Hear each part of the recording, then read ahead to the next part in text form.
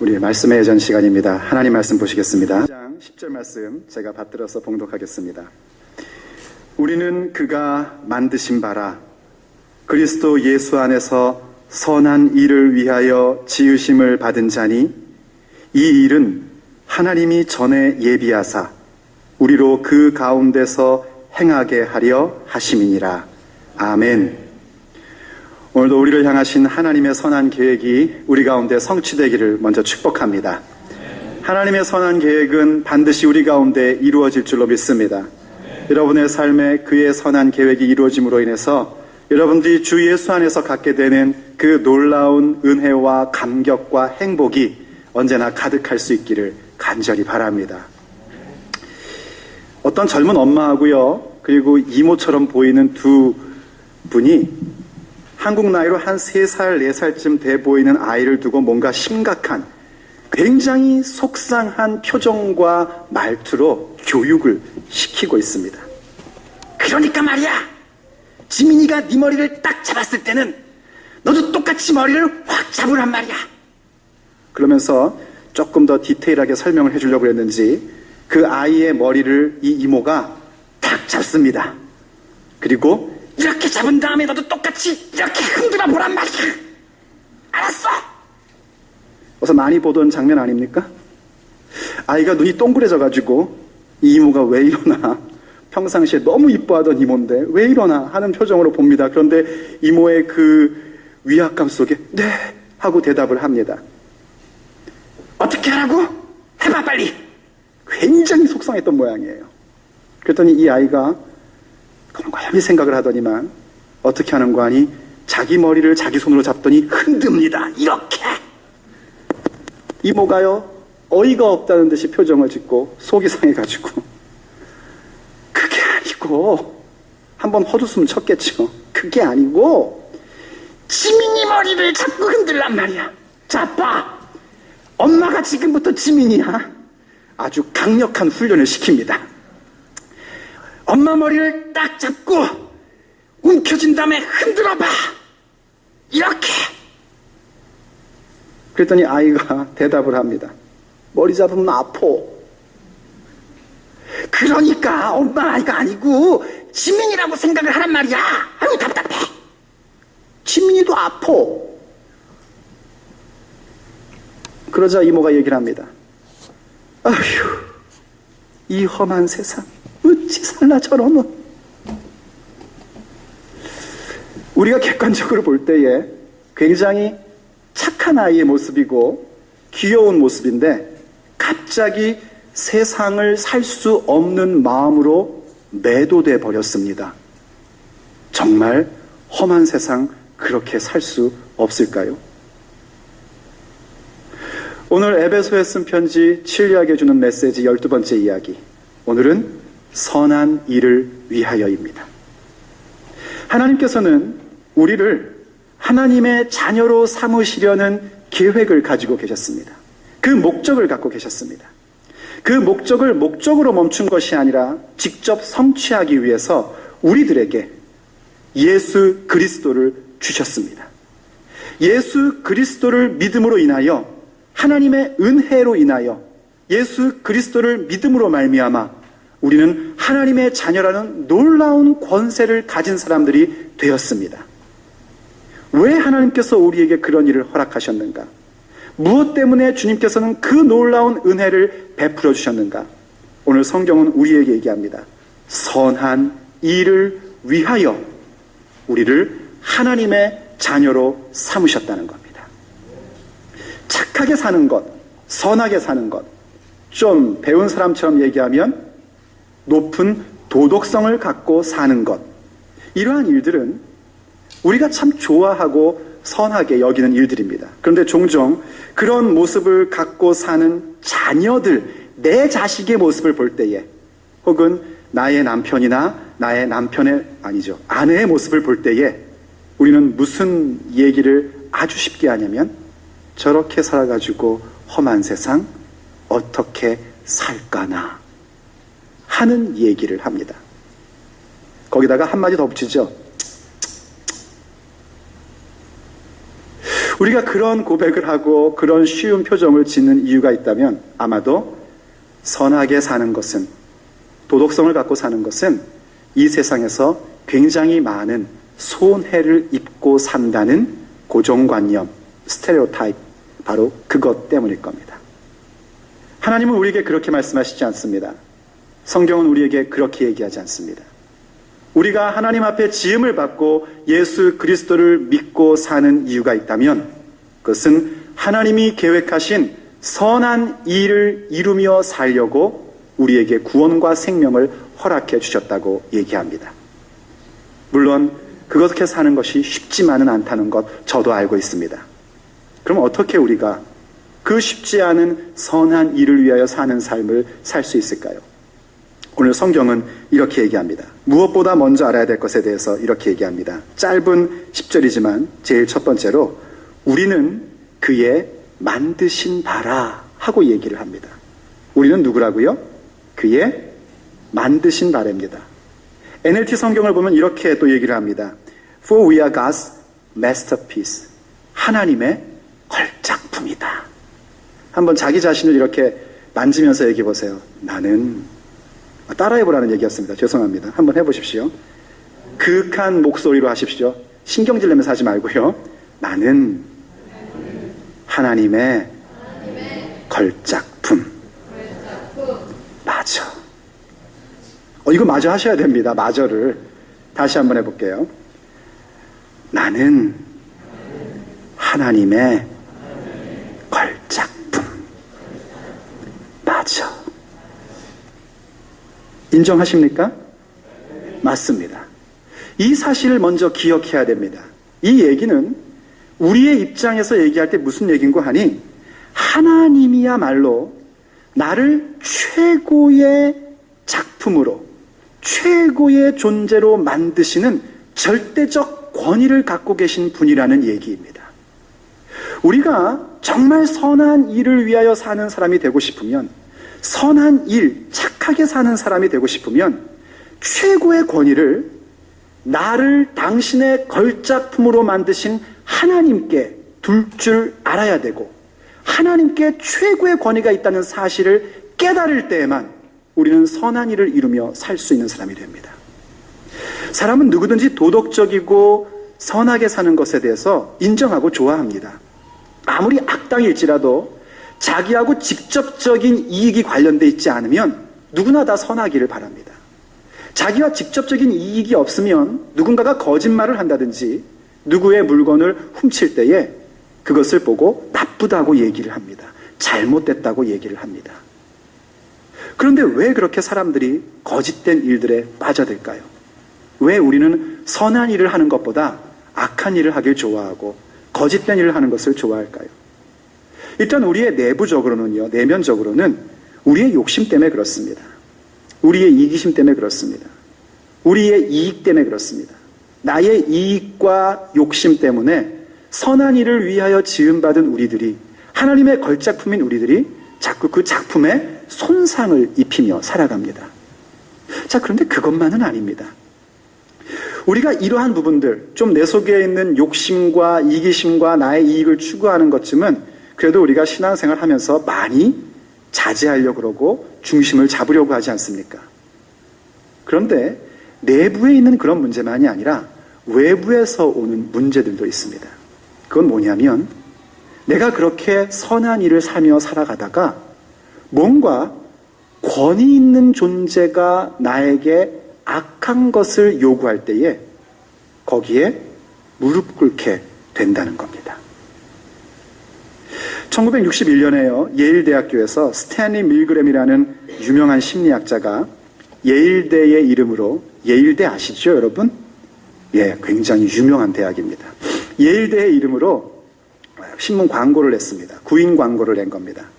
학교에서 공포감과 학습 능력, 이 공포스러운 게 얼만큼의 학습 능력을 주는가, 이거를 테스트하는 실험을 하는데 교사 역할 할 사람들을 구한다는 겁니다. 많은 사람들이 거기에 자원해서 왔어요. 그리고 그날 그렇게 함께 해주는 대가로 1961년 당시에 4불, $4를 주기로 약속을 했습니다. 그리고 갔습니다. 어떤 실험이었냐면 문제를 냅니다. 1번부터 10번까지 문제를 쫙 내요. 그러면 이제 문제를 내면 학생이 그것을 맞추면 그냥 넘어가는데 못 맞추면 전기 충격을 주는 겁니다. 1단계 15V로 시작해서 마지막 10단계에는 450V입니다. 그래서 틀리면 딱 누르면 저쪽에서 어떻게 돼요? 지리릭 하면서 전기가 오는 거예요. 그래서 이 고통스러운 이런 공포감이 얼마만큼의 학습 능력을 주는가를 테스트해 보겠다는 거였습니다. 물론 이 실험에서 그 학생들은 다 가짜입니다. 그리고 전기를 연결한다는 것도 사실은 가짜입니다.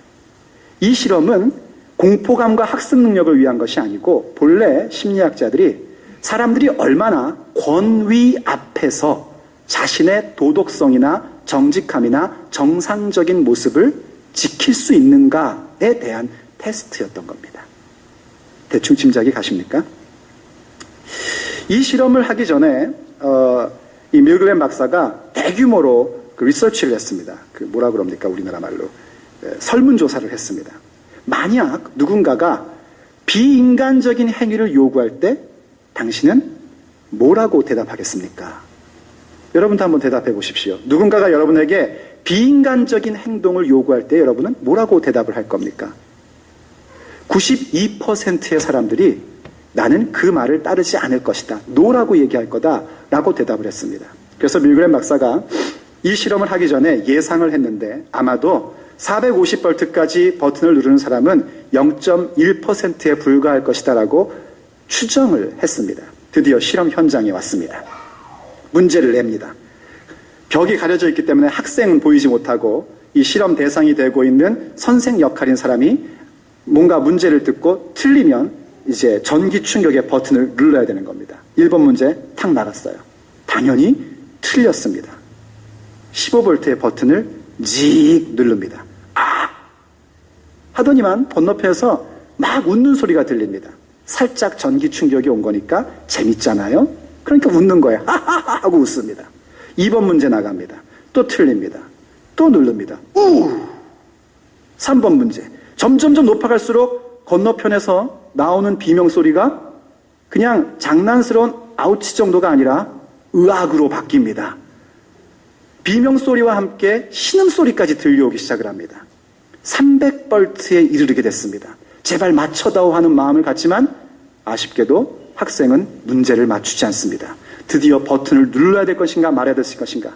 300V면 치명적일 수도 있는데 하는 불안감 속에 갈등을 하자마자 하얀 가운을 입은 예일대 교수가 들어옵니다. 갈등할 필요 없습니다. 이것은 중요한 실험입니다. 이것은 인류를 위한 실험입니다.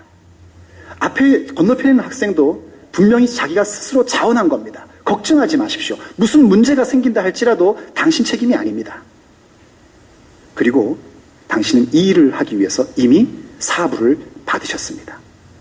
만약 버튼을 누르지 않으면 당신은 그에 상응하는 위약금을 물어야 됩니다.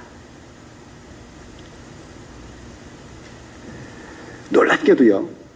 0.1% 정도만이 450V까지 누르리라고 예상했던 예상은 무참히 깨져버리고 65%의 사람이 450V까지 다 누르고야 말았습니다. 이 실험 속에서 사람들이 하는 얘기가 그겁니다. 예일대학이라는 권위, 제복을 입은 위압감, 그리고 인류를 위한다는 대의, 더군다나 나는 돈을 받았다는 부담감, 그리고 거기에 위약금까지 물 수도 있다는 스트레스, 이러한 부분들은 무참하게 그들이 가지고 있던 선한 마음과 도덕성을 깨트려 버렸다는 겁니다. 근데 제가 보고 싶은 건 사실 65%의 사람이 아닙니다. 제가 말하고 싶은 것은 결국은 거부했던 35%의 사람들입니다. 그들은 어떻게 거부할 수 있었을까요? 심리학에서는 그들이 어떻게 거부할 수 있었다는 것에 대해서 자세한 설명을 하지 않습니다. 저는 이렇게 생각합니다. 그들은 예일대학이라는 권위, 제복이라는 위압감, 돈에 대한 부담, 이러한 것보다도 더 뭔가 큰 권위를 갖고 있었다는 겁니다. 그것은 어떻게 보면 그들의 양심일 것이고 그들이 평상시 갖고 있던 신념이기도 할 겁니다. 근데 여러분 아시죠? 그런 사람들일지라도 자신이 갖고 있는 양심과 신념보다 그것을 더 능가하는 어떤 권위적 요소가 공격해 온다면 그들도 무너지고야 말 겁니다. 우리가 누군 줄 아십니까? 우리는 믿는 사람들입니다. 우리는 예수의 사람들입니다. 우리가 믿는다, 예수의 사람들이다 하는 그 얘기는 다른 말이 아니라 하나님에게 최고의 권위를 두고 있다는 것입니다. 하나님께 최고의 권위를 둔다는 것, 그것은 바로 내 인생 속에서 일어나는 모든 일들과 내 인생 속에서 판단해야 되는 그 순간 속에 다른 것을 기준으로 삼는 것이 아니라 선하신 하나님을 기준으로 삼는다는 얘기입니다. 선하신 하나님만을 최고의 권위로 삼고 살 때에 우리는 어느 장소에서든지 어떤 상황에서든지 선한 일을 행할 수 있는 사람이 될 수 있습니다. 왜냐하면 이 세상 어떤 곳에서도 하나님만이 선하시기 때문입니다. 선하신 하나님만이 우리에게 선한 것이 무엇인지 가르쳐 주실 수 있고 선하신 하나님만이 우리에게 선한 행위를 명령하실 수 있습니다. 그러므로 우리가 선한 일을 위하여 지음을 받았다는 하나님의 마스터피스라는 하나님의 걸작품이라는 믿음을 갖고 있다면 우린 당연히 제일 먼저 하나님에게 나의 모든 권위를 둘 줄 아는 그 믿음의 결단과 깨달음이 있어야 됩니다. 그때에 비로소 우리는 선한 일을 위하여 지음받은 사람답게 살아갈 수 있는 겁니다. 그러면 과연 하나님께서 말씀하시는 선한 일은 무엇일까요? 하나님은 무엇을 선한 일이라고 얘기하실까요? 에베소서는 선한 일에 대해서 이런 얘기를 합니다. 에베소서 전체를 통해서 얘기해 주기를 선한 일이라는 것은 다름이 아니라 하나님의 부르심, 곧 하나님의 은혜와 믿음으로 말미암아 하나님의 자녀된 예수의 사람들 된 사람답게 거기에 합당한 삶을 사는 것이 선한 일이라고 에베소서 전체가 우리에게 얘기를 해줍니다. 그리고 그렇게 하나님의 부르심을 받은 사람답게 합당한 모습으로 산다는 것은 다른 모습이 아니라 우리가 그리스도의 몸된 존재로서 하나가 되고 또 그 하나됨 속에서 그리스도의 장성한 분량에 이르도록 성장함과 성숙을 가지며 하나님을 본받고 사랑의 마음으로 살아가는, 사랑 가운데 행하는 것입니다. 그리고 그러한 모습은 그저 기도원이나 혹은 예배당이나 혹은 단기 선교 현장이나 그런 데서만 이루는 것이 아니라 우리의 일상 가운데에서 당연히 그리스도의 장성한 분량에 이르며 하나님을 본받고 하나님의 사랑 가운데 행하는 그런 모습을 갖기 위해서 부부의 관계 속에서 어떠한 모습을 가져야 되는지, 부모와 자식 간에는 어떤 모습과 어떤 태도를 가져야 되는지, 또 상전과 주인과 종의 얘기를 하면서 우리의 직장 생활 가운데서는 어떤 태도를 가져야 되는지를 구체적으로 설명을 합니다. 우리가 선한 일을 한다는 것은 예배당에서 이루어지는 일들로 만족할 수 없습니다. 우리가 선한 일을 한다는 것이 그저 선교 현장에 가서 단기 선교 가고 혹은 수련회 가서 거기서만 우리가 만족할 수 없습니다. 성경이 우리에게 얘기하는 선한 일이라는 것은 철저하게 우리의 삶의 자리 가운데서입니다. 부부의 관계, 부모와 자식의 관계, 직장에서의 관계, 우리의 일상의 모든 것이라고 얘기할 수 있는 그 관계 속에서 하나님의 선한 일을 이루며 살아가는 게 예수의 사람들의 모습입니다. 그리고 더 나아가서 우리의 삶에서 지속적으로 세상적인 가치관과 판단의 기준으로 예수의 사람들을 무너뜨리려고 하는 이 마귀의 계획을 대적하며 살아가는 것, 그것이 바로 선한 일이라고 에베소서는 얘기해주고 있습니다. 이제 우리는 앞으로 그것을 좀 더 자세하고 깊이 있게 묵상을 해나갈 것입니다. 그럼 이러한 것들을 좀 성경에서 딱 부러지게 선한 일이 뭐다라고 가르쳐주는 것이 있는가? 있습니다. 바로 미가서 6장 8절 말씀입니다. 우리 함께 같이 읽어보시죠. 앞에 스크린에 나와 있습니다. 같이 읽습니다. 시작. 사람아, 주께서 선한 것이 무엇임을 내게 보이셨나니 주께서 내게 구하시는 것은 오직 정의를 행하며 인자를 사랑하며 겸손하게 내 하나님과 함께 행하는 것이 아니냐. 아멘. 하나님께서 선한 것이 무엇인지 우리에게 보이셨답니다. 하나님께서 선한 것이 무엇인지 분명히 보여주셨는데 그 첫 번째가 뭐냐면 정의를 행하는 거랍니다. 정의라는 것은 무엇입니까? 옳은 것을 얘기합니다. 물론 그 옳은 것이 사람의 정의를 얘기하지 않습니다. 사람의 정의라는 것은 앙드레지드가 말한 것처럼 피레네 산맥 2편에서 정의인 것이 저편에서는 정의가 아닐 때가 많습니다. 그런 건 정의가 아닙니다. 시공을 초월하여 정의다라고 내릴 수 있는 것은 오직 하나님의 의로우심, 하나님의 공의밖에는 없습니다. 하나님의 공평하심, 하나님의 공의로우심, 하나님께서 이스라엘 백성에게 토지를 골고루 나누어 주신 것과 신년이라는 제도를 주신 그 공의와 정의만이 영원한 공의요, 영원한 정의가 될 수 있습니다. 우리가 선한 일을 한다는 게 바로 그겁니다. 하나님의 정의를 행하는 것입니다. 그런데 하나님의 정의를 행하고 나가다 보면은요, 우리 사람은 누구든지 다 폭력적이 됩니다. 정의를 위하여 싹 다 어떻게 해버려야 돼. 이렇게 갑니다. 그래서 하나님은 우리에게 또 뭐를 선한 행위라고 얘기하는가? 인자를 사랑하는 거랍니다. 자비, mercy. 인자를 사랑하는 마음입니다. 항상 정의에는 인자라는 것이 같이 와야 되고 인자에는 정의가 같이 올 때에 온전해질 수 있는 겁니다. 하나님이 우리에게 베푸신 선한 행위가 뭐였냐면 바로 그겁니다. 공의를 베풀어 주셨고 우리 가운데 자비를 베풀어 주셨습니다. 공의와 자비, 하나님이 나타내 보여주신 그 선한 모습을 우리가 본받아 살아가는 것이 선한 일을 행하는 것입니다. 공의와 자비라는 것은 무슨 얘기냐면 하나님의 언약에 대한 얘기입니다. 하나님과 우리 사이가 뗄래야 뗄 수 없는 관계라는 그 모습을 모든 사람들에게 보여주는 두 다리와 같은 것, 양 날개와 같은 것이 바로 이 공의와 자비, 신약적인 표현으로 하면 은혜와 진리라는 것입니다.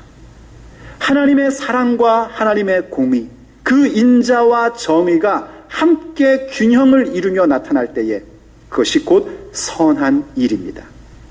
그리고 그 일을 이루어갈 때 우리는 어떤 모습을 가져야 되는가? 지금 미가서 6장 8절에 얘기해 주는 것처럼 그 모습은 결국 겸손하게 하나님과 함께 행하는 것입니다. 여러분, 겸손이라는 단어를 놓치지 마십시오.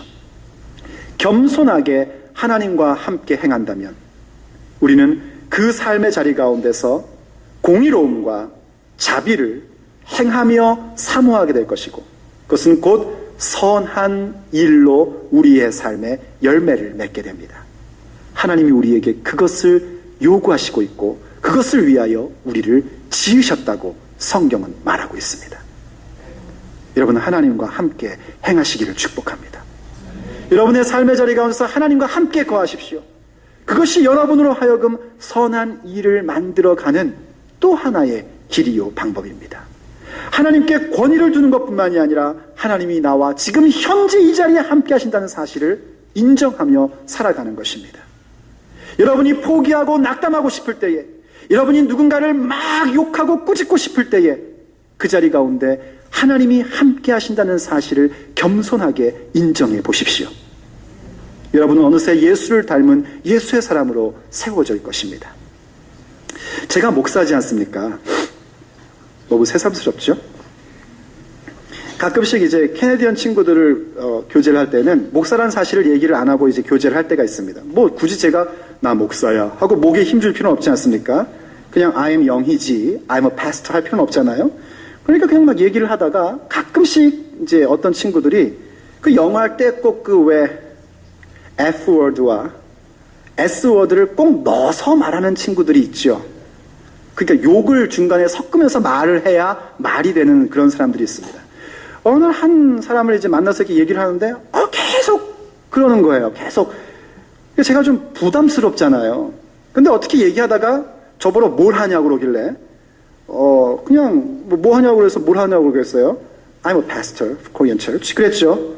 그랬더니 이 사람이 굉장히 당황을 하더니만 저에게 사과를 하는 겁니다. 무슨 사과를 하냐면 자기의 입에서 나쁜 말 한 것이 미안하다 하고 사과를 하는 거예요. 왜 그런 사과를 나한테 해? 했더니만 그 사람 얘기가 너무 저에게는 약간의 충격이었습니다. 너가 목사기 때문에. 이렇게 얘기를 하는 거예요. 최소한 목사 앞에서는 그런 말 하면 안 된다라는 것쯤은 그 친구는 교회 다니는 친구도 아닌데 상식 수준으로 생각을 했다는 겁니다. 여러분, 목사는 섬기는 직위지 이게 계급이 아니지 않습니까? 그렇죠? 목사가 뭐 장관이고 뭐 이런 겁니까? 아니잖아요. 그냥 말씀을 섬기는 하나님이 주신 직위일 뿐이지 계급이 아닙니다. 그냥 똑같은 죄인이고 예수 없이는 다 지옥 갈 존재들입니다. 하나님의 선한 일을 행하지 않으면 하나님께서 분명히 책망하고 물을 존재이고 말씀을 맡은 자에게 더 많이 하나님께서 물으실 겁니다. 그런데 그 사람은 제가 목사라는 말을 하자 자기의 언어에 대해서 사과를 할 정도였어요. 제가 하고 싶은 얘기는요, 하물며 하나님께서 함께 하신다는 것을 우리가 믿는다면, 믿음이라는 것은 하나님이 계신 것을 믿는 것이라고 얘기했는데, 그게 저 우주공간 너머에 하나님이 계신 것을 믿는 게 아니라 지금 내 삶의 현장 이 자리 가운데에서, 학생 같은 경우에는 내가 지금 취딩하려는 이 현장 자리에서, 어른들 같은 경우에는 내가 누구를 속이려고 하는 이 자리 가운데에서 하나님이 계심을 믿는 것인데, 그게 믿음이라는데 우리가 어떻게 그 자리에서 악한 것을 선택할 수 있겠습니까? 겸손히 하나님과 함께 행하는 것이 그 자체가 벌써 우리에게는 선한 일인 것입니다. 그럼에도 불구하고 우리의 마음속엔 이런 마음이 생깁니다. 그래도 그렇게 살면 결국은 손해보는 거야. 참 피곤한 거야. 그런데 오늘 본문은 이렇게 얘기를 합니다. 이 일은 하나님이 전에 예비하사 우리로 그 가운데 행하게 하려 하심이니라 하고 말합니다.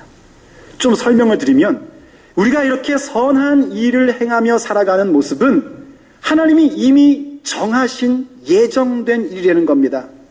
우리가 믿는다는 게 뭡니까? 하나님의 예정하심을 이루며 살아가는 것이 믿는 거 아닙니까? 하나님의 예정하심이 이루어진다는 게 뭡니까? 그것이 우리가 고통스럽고 골탕 먹는 삶을 얘기하는 게 아니지 않습니까? 하나님의 예정하심을 이룬다는 것은 우리의 인생 가운데 힘이 있고 능력이 있고 하나님이 계획하신 그 아름답고 선한 것들을 우리의 삶의 기업 가운데서 열매로 맺어가는 것 아닙니까? 그럴진데 어찌 선한 일을 위하여 지음받은 우리들이 높은 도덕성을 가지고 하나님 앞에서 살아가는 모습이 어떻게 고통스럽고 손해보고 힘든 일이 될 수 있겠습니까? 결코 그럴 수 없습니다. 서울대학교의 심리학자들이요, 한 가지 테스트를 했습니다. 사람들이 정말 얼만큼 도덕성을 갖고 있는지에 대해서 테스트를 하는데, 어린이들을 데려다가 두 개의 그룹으로 나눴습니다. 그 전에 먼저 미리 조사를 해가지고요, 한 그룹은 도덕성이 높은 그룹의 아이들로 구성을 했고요, 한 그룹은 평균적인 도덕성을 갖고 있는 아이들로 구성을 했습니다. 그래서 이제 이 높은 도덕성 아이들한테는 이 빨간 이렇게 자켓 같은 거를 입히고, 그 다음 평균 도덕성 아이들한테는 파란 자켓을 입혔습니다. 두 그룹이 된 거죠. 그렇다고 해서 이 두 그룹을 같이 놓고 어떤 놀이를 하며 경쟁을 시킨 건 아닙니다. 그냥 따로따로 놀이를 하게끔 만들었습니다. 근데 그 놀이 속에는 굉장히 까다로운 규칙들이 많이 있었어요. 먼저 빨간 옷을 입은 아이들, 도덕성 높은 아이들이 그 규칙의 게임을 합니다. 이 까다로운 규칙을 일일이 하나씩 다 지켜가면서 아이들이 합니다. 결과는 뭐였는지 아십니까? 그게 무슨 탁구공 같은 거 이렇게 연결해가지고 쫙 집어넣는 거였는데 딱 한 개 성공을 한 거예요. 정해진 시간 동안에. 그러고도 너무 좋아합니다. 드디어 이제 평균의 도덕성을 갖고 있는 아이들, 파란 옷 입은 애들이 합니다. 어떻게 되는지 아시죠? 반칙을 하기 시작을 합니다. 공이 가다가 멈추면 다시 해야 되는데 멈춰도 그냥 계속하고, 떨어지면 처음부터 다시 해야 되는데 떨어지면 떨어진 데서 다시 또 합니다. 공이 그 볼 속에 들어갔다 나오면 그거는 무효인데 나왔어도 들어간 거야 하면서 집어넣습니다. 다시. 결과는 뭔지 아십니까? 많은 공이 들어갔습니다. 이를테면 우리의 시선으로 볼 때에 성공한 겁니다. 제대로 한 겁니다. 아이들이 어려서부터 융통성이 있는 겁니다. 이 도덕성 높은 아이들은 이 세상 어떻게 살아가려고 저러나 하는 근심스러운 아이들입니다. 그런데 그 테스트가 그저 아이들이 도덕성을 가지고 얼만큼 실천하는가를 점검하는 게 아니고요. 그걸 근거로 해서 과연 이 아이들이 어떤 의식과 어떤 태도를 삶에 대하여 갖고 있나를 알아보고 싶은 거였습니다. 280문항이라는 그 많은 문항을 질문을 하면서 몇 가지의 중요한 삶의 태도에 대한 질문을 합니다. 그래서 이 질문에 대하여 1부터 6까지 대답을 하게 하는데 1은 그렇지 않다라는 부정적인 대답이고 6은 그렇다는 긍정적인 대답으로 번호를 매겨가지고 선택하게 하는 겁니다. 제1번 그 280문항을 요약하면 제일 먼저 나오는 얘기가 삶의 만족도에 대한 겁니다. 너는 얼만큼 네 삶에 대해서 만족하느냐. 초등학생들입니다.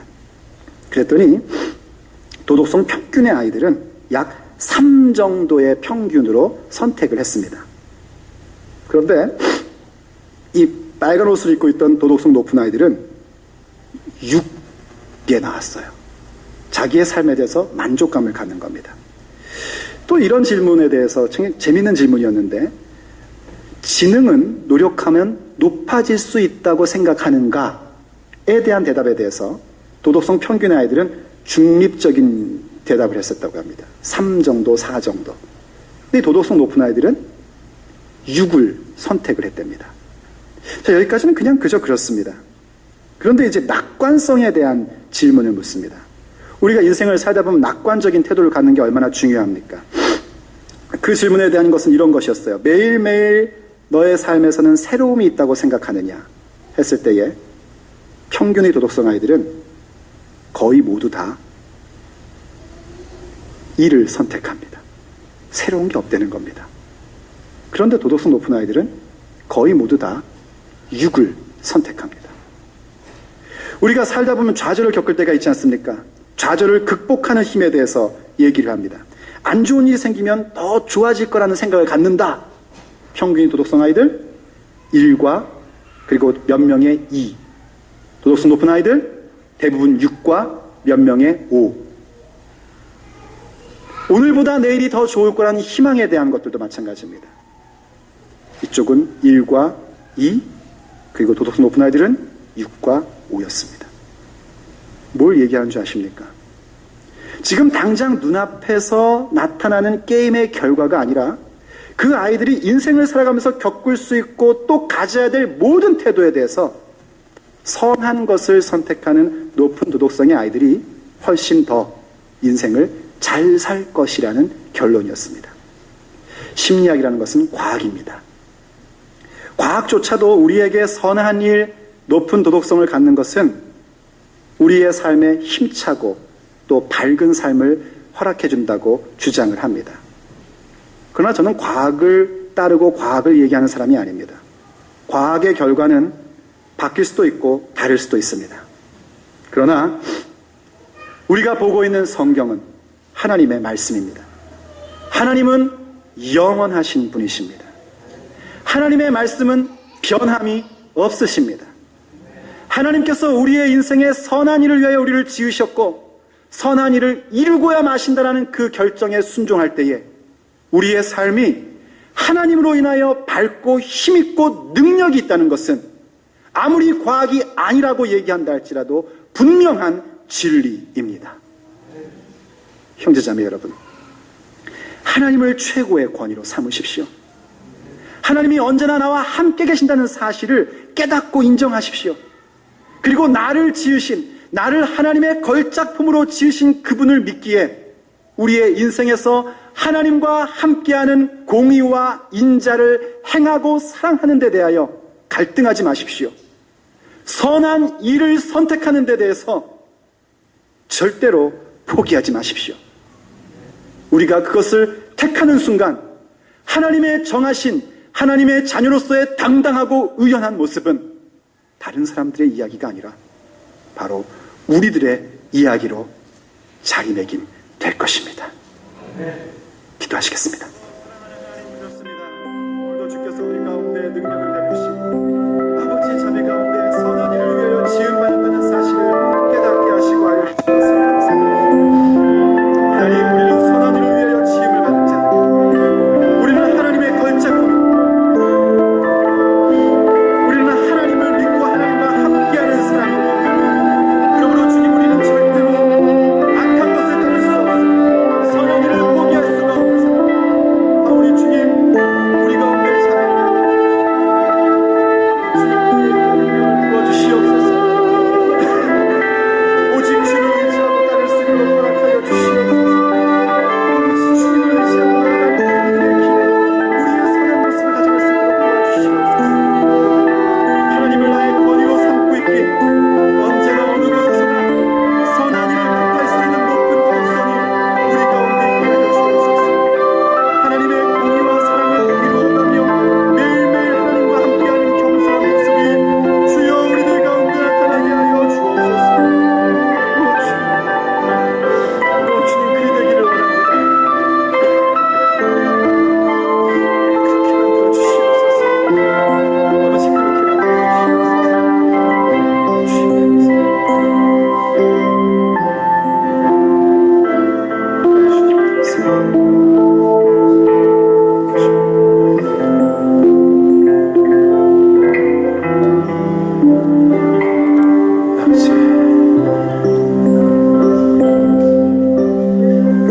사랑하는 아버지 하나님,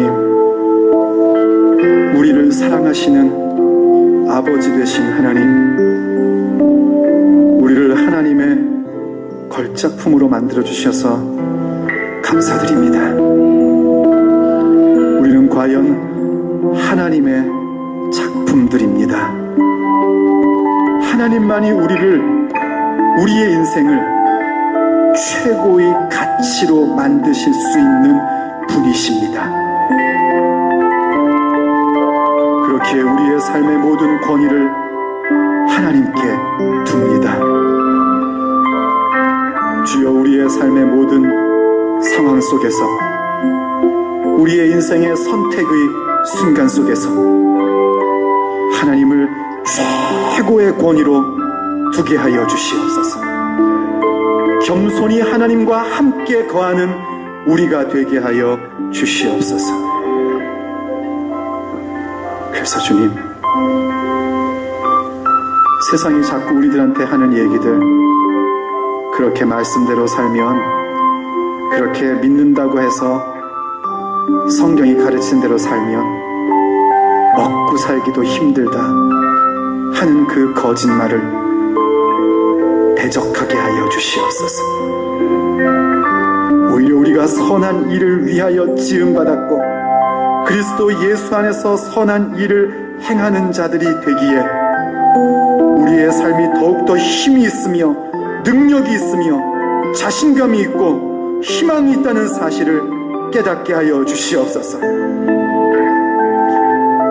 하여 주님, 이 시간 예수 그리스도의 이름으로 사랑하는 형제자매들을 축복합니다.